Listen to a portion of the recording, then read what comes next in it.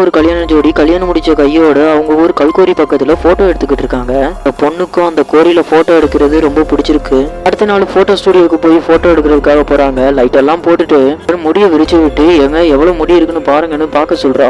மாப்பிள்ளைக்கு முடியலாதனால ரொம்ப வருத்தப்பட்டுக்கிட்டு இருக்காரு. நடக்க வச்சு கூட்டு போனா ஊர்ல இருக்க எல்லாரும் கிண்டல் பண்றாங்க.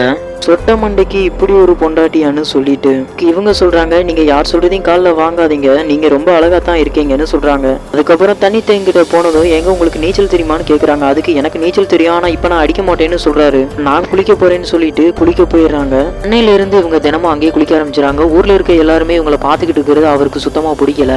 சந்தேகமாவே அப்பப்போ ஒளிஞ்சு நின்று பாத்துக்கிட்டு இருக்காரு. நமக்கு முடி வேற இல்ல, நம்ம ஒய்ஃப் குளிக்கிற இடத்த 3 பேர் பாத்துக்கிட்டு இருப்பாங்களோன்னு பயந்துகிட்டு கோழி பண்ண வச்சிருக்க ஆள்கிட்ட கோழியோட வேஸ்ட் எல்லாம் தண்ணிக்குள்ள போட சொல்லிடுறாரு. அதை போட்ட உடனே அந்த லேடி பார்த்த உடனே வாந்தியை எடுத்துக்கிட்டு இருக்காங்க. அதுக்கப்புறம் அங்க யாருமே குளிக்க முடியாத அளவுக்கு போயிருது. அதுக்கப்புறமா அந்த தண்ணியில யாரும் குளிக்க கூடாதுன்னு சொல்லி அந்த ஊர்க்காரங்கிட்ட பேசி அந்த இடத்த ஒரு மீன் வளர்க்குற இடமா மாத்திரணும்னு சொல்லிட்டு இவரே கான்ட்ராக்ட் எடுத்துடுறாரு. இதுக்கப்புறம் இங்க யாருமே குளிக்க கூடாதுன்னு சொல்றாங்க. ஒய்ஃப் ரொம்ப ஃபீல் பண்றாங்க.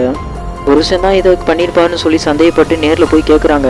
அவங்க சொல்றாங்க, நீங்க என்ன முத நாள்ல இருந்து ஃபாலோ பண்றது எனக்கு நல்லாவே தெரியும், நான் யார் கூடயும் போயிட மாட்டேன், நீங்க ஏன் கஷ்டப்பட்டு பின்னாடி ஃபாலோ பண்ணிக்கிட்டு இருக்கீங்க?